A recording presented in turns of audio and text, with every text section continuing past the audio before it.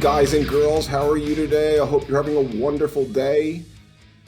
If you get a chance, if you could leave in the comments how the lighting is, how the color is, how your day's going,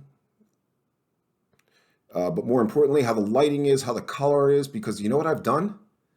I've taken away every idea that I've had and thrown it out the window and listened to the ideas that were originally given to me by people that know what they're doing. And when I did that, starting with the camera, which is a better camera, it came out better, it seemed to me. So we'll see if we roll with it. Right now, it looks better to me. Why I decided to make the changes, well, of course I know why, because I'm an effing know-it-all. But I'm really not. But when it comes to certain things that I'm doing quietly by myself, yeah, I am. There's no doubt about it, I am. Anyway, guys, here we go. Here we go. Jets, Patriots. Before we get started, I just wasn't going to even say anything, but I realize I have this on top here, and I'm going to real quickly. I've received probably 7 email suggestions, and then I haven't answered them. And it's not on purpose. It's just, it's a road I really don't want to go down. But then I received a really nice email from a young lady who I really thought would end up being a relative, but wasn't. And I thank you. I really thank you for what you said. And basically, in a nutshell, what she said is going to answer the way other people put it a different way. She asked about certain views on certain videos. Does it bother you when certain videos that you do that are just, your normal videos get all these, views, and then you make these other videos that are just, more personal or, thoughts and stuff, or they could be the same kind of videos as those, and they get, the videos are all over the place. How many views? Does that bother you? And the answer is yes and no. Yes, really bothered me in the beginning, because the difference in the beginning between getting 11 views and 3 views was gigantic, and then all of a sudden it got up to like 20 videos and 5 views, and then 38 and 12, and the numbers increased, and 62, and so the numbers keep increasing. And the reason it doesn't bother me is because as I look back on the early videos, the videos to me, for me, I don't know about for you, but for me, they're getting better and better. I'm getting more comfortable doing it. So, no, it doesn't bother me. And I understand the suggestion where you were going with that. And I've had other people say, do you reach out to other Jet people, to try to, get on different things and different shows or different channels and stuff like that? And the answer is no, I haven't. I've reached out to a number of Jet guys just to introduce myself and say, come on over, say hello, just check out. If you have any suggestions, I would love them. I'd always follow it up in the end saying, I'm not asking for any favors, because I'm sure they get pestered all the time. Hey, can I be on your show? I'm not going to do that. But I did. Most didn't return, which is okay. They're busy. I get it. I don't know what I'm going to be, one day if I'm ever in their shoes. I don't know how I would react, so I can't judge anybody how they react. Several did very nicely, say, good luck. And one guy I even went back and forth and sent videos to in the beginning, and was very nice to respond back and tell me what he thought, But I would not, I didn't, I wouldn't, I'm not going to ask for that kind of stuff. I really am not. Maybe I'm being stupid or I don't know what I'm being by doing it. I'm just not going to do that. I just believe let the chips fall where they may. If somebody reaches out, fantastic. If somebody doesn't, we'll keep growing at this pace, and I'm totally cool with that too. But I really appreciate those, and I thought that her question, along with the other, the suggestions have been fantastic. And I would say 90% of the suggestions, I don't even know who you are. You're just subscribers that somehow found the channel, probably through gangrene.com. I do appreciate them. I really, really do. But getting over to more important things. Jets, Dolphins. Real quick update. Thank you. Yes, the greatest comeback of all time, fantasy football. I'm sure you guys saw that video about mine. I'm not going to get into bore you with my fantasy football stuff. I know you guys hate that. But right now, currently, after Thursday night, I'm down 72-0 going into tomorrow. No fear at all. No fear. He's got 5 guys that are used. I've got none. I got 10 left. So we'll see how it plays out. Okay, Jets, Dolphins. Here we go. How do we look at this one, guys? How do we look at this one? This one is not as confusing as last week for me. Last week, I remember I kept telling you it's just a tough one to figure out. First game, the whole Sam thing. I really thought Jeff Rule would go with more of a rushing attack against the Jets because of the Jets' poor play against the rush in the preseason was horrible, especially against the Packers. And they didn't. They didn't. And I think Jeff Rule, quite honestly, at times during the game probably kept the Jets in the game by not doing it. Because Sam had success in the first half. In the second half, I would have pounded the ball right down the Jets' throat until they showed they can stop the run. But he didn't, and that was good. Was good for us. But I don't think we're going to be lucky 2 weeks in a row. I think BB's going to go for that big time. If you look at their game, the first week, the stats they had the first week, they dominated the game. Passing was 268 to 185, rushing 125 to 74, and overall 393 to 259. Totally dominated. Where they didn't dominate was turnovers. The Patriots had 2 fumbles, one extremely crucial turnover, and the Dolphins had 0. And time of possession, Patriots 27, Patriots 37.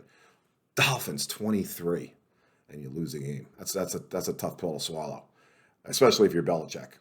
There was a time in the game from the end of the second quarter to the beginning of the fourth quarter, middle of the fourth quarter, I guess. No, end of the beginning of the fourth quarter, because even really it was to the middle of the fourth quarter, end of the fourth quarter, because that's when the fumble happened.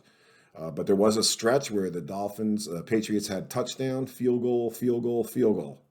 And on the 5th one, they're going down the field. They're at the Dolphin 9-yard line, and Harris fumbles. Dolphins recover, 3.5 minutes to go around, and you figure you're going to get the ball back, and the Dolphins didn't give the ball back. Another shocker, right? Belichick's team wasn't able to get the ball back. And they ran out the clock. They ran 8 plays, ran out the clock, and they beat the Patriots in a game they shouldn't. Jones, 29 for 39, 281, 1 TD, no interceptions. Darian Harris, like I said, rushed 23 times for 100 yards. Gigantic fumble. James White only rushed 4 times for 12 yards. So after Harris, there was really nobody running the ball. But James White was used as a receiver. He had 6 receptions for 49 yards. So if we see James White in the game, we got to be thinking pass right off the bat. But Belichick will probably mess with that one a little bit too. Wouldn't shock me at all, especially with the Harris fumble, if you see James White come out and rush the ball 20 friggin' times. I mean, you just don't know with this guy, Belichick, I mean. Defense, Jonathan Jones had an interception. They only had the 1 interception, but they were credited with 4 passes defended. Van Noy and Uche had a sack. And if you look up and down the roster on defense statistically, they had nobody that stood out that had a gigantic game, but had a bunch of guys with 3, 4, 5 tackles. And that's the Patriots for you, isn't it?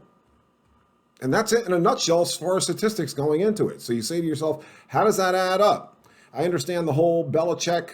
How can I have the nerve to say this? I was going to say, I understand why everybody's saying we can Belichick. I've been the one saying that all week. Can Belichick lose 2 in a row? And when you look at the statistics and how this game played out, it's much worse than losing 2 in a row. Right? I mean, they should be 1-0 coming into this game already, and they're behind the 8 ball already. Imagine the Dolphins, Patriots should be 1-0. They beat the Dolphins in a division game. They get Buffalo to lose, right? And they're in the driver's seat, the Patriots, after week 1. And that's big. When you have teams winning, losing, either conference games or especially division games. The only team that didn't lose a conference game was the Jets. So what do you do? What's going to happen? I think the game comes down to two things. Very simple. I really expect Belichick to try everything he possibly can to run the ball big time against the Jets. I think you're going to see a big dose, as long as he's not in the crap house, of Damian Harris, and I think you're going to see a bigger dose of James White this week in the run game and the pass game. And I think he's going to do everything he possibly can. At the same time, he's not a fool, and he sees that he probably has a chance with Mac Jones against his secondary to gain a little confidence with Mac Jones, because he's going against a completely different secondary than he did the first week. So I think you're going to see an excellent mix, run, pass. And I think if you're the Patriots, quite honestly, I think on offense, I think their confidence is sky high. I think their confidence on offense is greater than their confidence on defense, which is going to be pretty high too. I think the Patriots feel really good about this game. And as far as the Jets, when the Jets have the ball, would you expect the Patriots, because what they saw the Panthers do, to really come after Zach Wilson? Number one, for several reasons, I don't think that's going to happen. Most importantly, I think the Jets are going to improve on it. I think they're going to do a better job with it. I don't think they're going against the speed that the Patriots had. The Panthers have. It's not even close.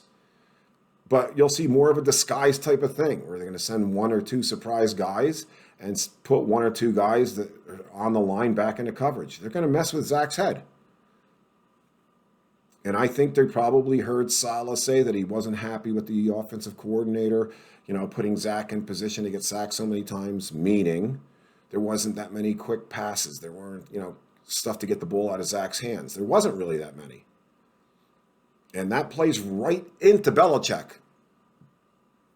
Belichick's defense is all about trying to beat him over the top, because in the middle of the field where he's going to do all that disguising, he's not disguising 25, 30 yards down the field. Everything he does is from the line of scrimmage on 1st and 10, from the line of scrimmage to the first down marker. That's all his disguising is going to be done in there. And that's where I think the Jets are going to try to feed the ball. So the Jets got to be careful with that. The Jets can't give up. They cannot give up because of what happened last week. They cannot give up the goal of trying to throw the 10 to 20-yard pass. They can't give that up, because if they do that, they're feeding right into what Belichick's going to do. And that's my fear. I think there are so many things adding up in this game that go against the Jets that it's going to be a tough one to win. And I'm not going to even throw in as one of the big excuses of Belichick going 0-2. I just think if you look at the way last week's games were played for both teams, it's on Patriots on offense are going to do and feed right into what the Jet weaknesses were. And on defense, I think the Jets will feed right into what Belichick is going to try to do, because I think they are going to try to get rid of the ball faster. And it does seem like a better idea with the way the offensive line played, but that's where Belichick does all that BS nonsense, So, you can get that stuff to work, but it's almost like what's the better way to set up the pass? Is it the pass sets up the run, or the run sets up the pass? You almost have to set up that short stuff by going over the top. And if the Jets get a feel that in the first possession that they may have a little bit better hold on, a little better grasp on being able to protect Zach, if I were the Jets, I would go to that 10, 20-yard pass immediately. Immediately. Force the Patriots to be a one trick and pony. You can either send the guys or you're not. But if you allow the Patriots to either decide to send the guys, put guys into coverage, and in that coverage is exactly where the Jets are looking, going to be it'll be a tough day for Zach trying to squeeze the ball in. And then what you're going to do is you're going to be sitting there going into the end of the second quarter near halftime, so frustrated that the Jets are just like forcing all this short stuff. And I hope they don't fall into that trap. I hope they don't because of what happened last week. And with all that said, if the Jets somehow come out of this 1-1, what a beautiful thing that would be. It just opens this season up, and it's just a big difference when you look at the schedule over the next 4 or 5 games. Yeah, I know we got Denver next week, and they could run the ball down your throat too, but Teddy Bridgewater comes in next week. Can you imagine 2 of the Jet quarterbacks, right, on the roster? So that's my feeling about it. We'll see what happens. Feel free to leave comments, guys. And always feel free to subscribe. I will have a wrap-up show done sometime tomorrow. Along with my wrap-up show, you'll also see a wrap-up show that says gangrene.com. Of course, you're invited to watch that one too. That's one I send to a website that has a bunch of people posting about the game next week. And what I do is a wrap-up of the Patriot game and then a look ahead to the Bronco game. So that one will be on there too. I know it won't make sense to posters just coming in here, but I explain why it doesn't make sense in the first 10 seconds. But that's why I do that one. And thanks for the concern from some of you. That was very, very cute and adorable. And we'll keep plugging away. Don't worry about a thing. We're good. Have a great day, and we'll see you tomorrow.